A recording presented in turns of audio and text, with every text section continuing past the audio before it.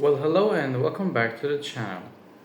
So there was a story that my dad used to tell me about how you can actually know your friends and the people who are like fake friends.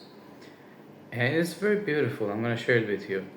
What he said was that, there was a father that told his son that, son, go and invite our friends and relatives, the people that really like us, for dinner. We have a very good meal tonight. And what the son asked was like, so I should ask our friends to come. And dad was like, yeah, obviously you should ask your friends.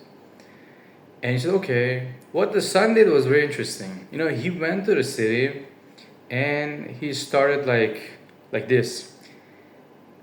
He said, friends, our house is on fire. He started shouting that my house is burning right now. Please come help me. Please bring some water with yourself, a bucket or anything that you can help me and my family because everything is burning, everything is just going to trash. And he saw most of the people that they thought they were like the friends. They didn't lift a finger, they didn't do anything. And very few people came with him, so he brought them back to home. And when they got to home, they were like, there's no fire here. And his dad came and said, who are these people that you brought with yourself? I told you to bring our friends. These are not our friends.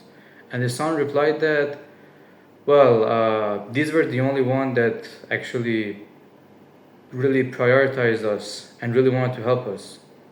Because trust me, if you want to invite someone for dinner, they would come. They would be like, yeah, let's go, let's have the dinner, let's have this.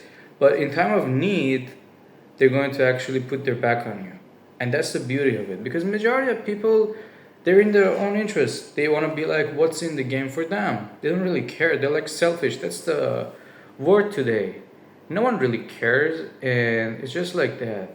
And people are, let's say, selfish. That's what has been taught to us at the university or at the school, that you will be made to study alone on your own. But in the real world, you got to work on a group. In a hierarchy of a company, you will be rewarded based on the cooperation that you have, based on the ability that you have to negotiate with people, based on the group work. But we have not been trained for that. Even Japanese, they also don't really work like that about the, let's say, cooperation. So one man for himself, every man for himself, would be easier to, let's say, manipulate or to move and to just do the things you want to do with them. So that's a long story. And also, my dad used to tell me another story which was very beautiful. He said that he used to repeat this like many, many times. I don't know how many times he told me this. Like, I don't know. Every time I see him still, he tells me, hey, listen up. This is the story. I'm like, hey, you have told me like 100 times. And he's like, I don't know, maybe he knows just a few stories. And since I'm the only son, he wants to like tell me some good things to keep as a kind of remembering kind of story. So what he tells me is like, son, there was a what was it exactly? There was a lion and there was a donkey, and they were inside the jungle.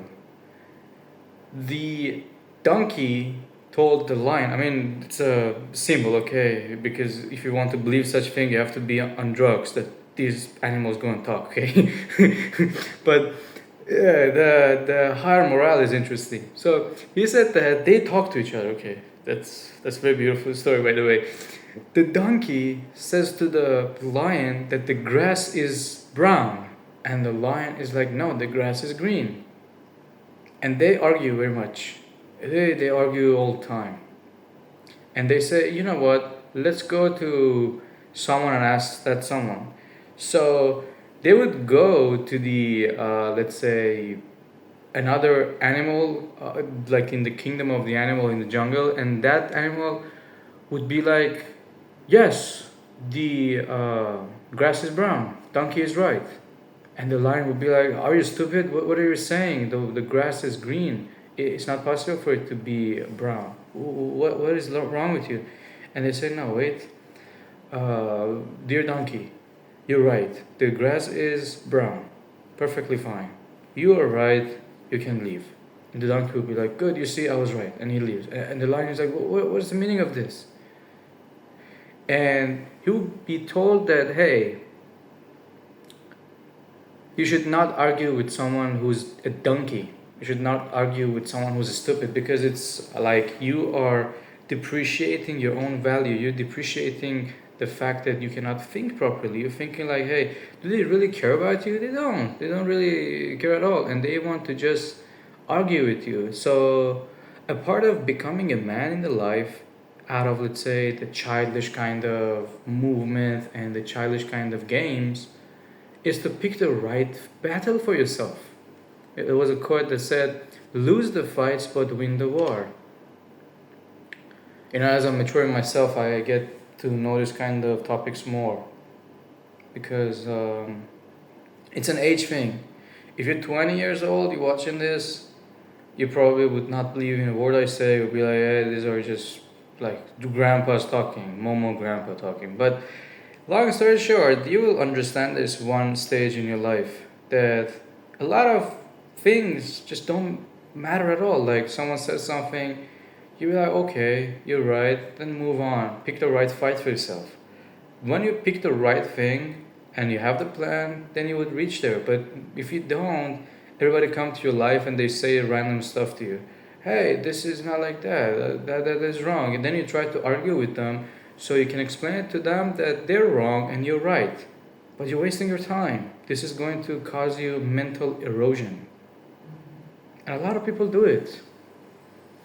A lot of people want to have a high ego and they say, hey, I'm going to prove to you that I'm right and you're wrong. And this is the way it goes. But it doesn't really work out that way, man. Because even if you try your hardest, even if you win the argument, you're going to lose like your own character in front of that person eye. Even if you convince them that you're right and they're wrong, they will not look at you the same way before that argument. They will look at you as someone who shattered their ego. So it's a stupid game to play.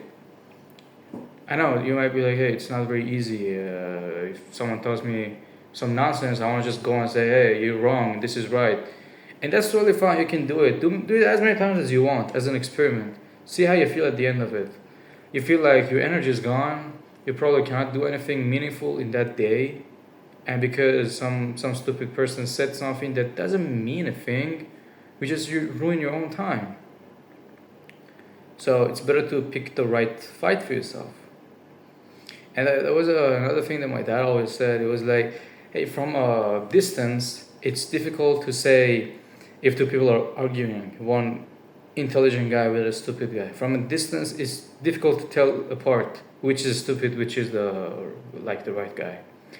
So these days, I have this kind of mentality that you shouldn't argue with anyone. If they say something you don't believe in, you're not monetizing of recommending them the right way.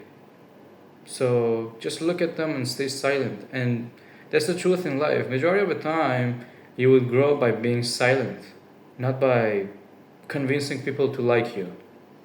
Because if you try to convince people, if you try to sell an idea, they are going to think about ways not to listen to you. They're gonna feel like, hey, no, I don't want it. But if you have a really high quality product and you put it on the market really well, people are gonna actually like it, and people are gonna actually wipe off the kind of place and take as many as possible. But if you try to just convince them for that, it doesn't work like that. It doesn't work at all like that. Life is completely different. So if you think like that, you got the story completely wrong. So by the way, let me know what you guys think down in the comment. I'm curious to know. Because all in all, something that I used to think was that the loudest guy has the most power. But I realized that the calmest guy has most of the power. The guy who's in a room and he can look around, he's really natural, he can talk very well. And those people, trust me when I say that, those calm people, when they go crazy, you gonna not believe it, because something comes out of them that would shock you. because they don't need to convince anyone that they're powerful, and that's the beauty of it. If you're powerful and you don't need to convince anyone, you're gonna have a softer kind of shell, and you're gonna be like, okay, yeah, cool, you don't do that, we do this, it's okay, never mind. But if the boundaries are crossed, then you're gonna see another story. But yeah, feel free to subscribe to our channel. Let me know what you guys think down in the comments. And if you like this video, you're probably gonna like one of these two videos that pop up on the screen. And feel free to like write your questions. Maybe you don't believe in like being calm is good for you. Maybe you think being shouting is a good thing. It's your idea. But personally, I believe if you shout, first you're gonna actually decrease your own kind of, let's say, mental kind of peace. So you're gonna lose something, because nothing is free. Either way, you have to pay, even if the paying is your mental health or mental, let's say, ability. So yeah, see you guys in the next one, and take care.